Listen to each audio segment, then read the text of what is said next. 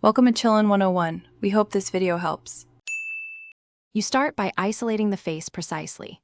Open the image at a high resolution and duplicate the background so you never work destructively.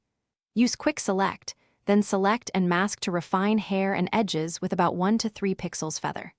Once done, convert that selection into a layer mask and label it Face Mask so you can toggle visibility.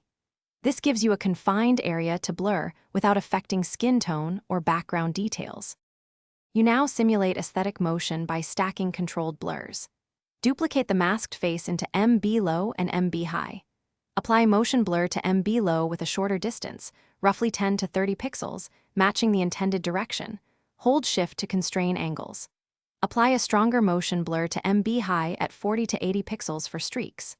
Once done, reduce MB low opacity to about 60% and MB high to about 30%. Make sure blending modes like linear light or normal keep contrast natural.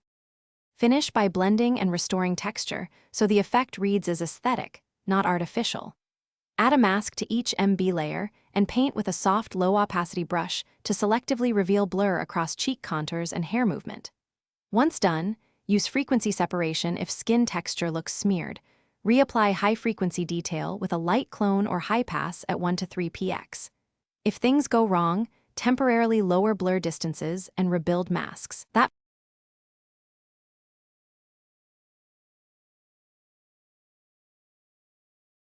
Thanks for watching. Consider subscribing if we helped you.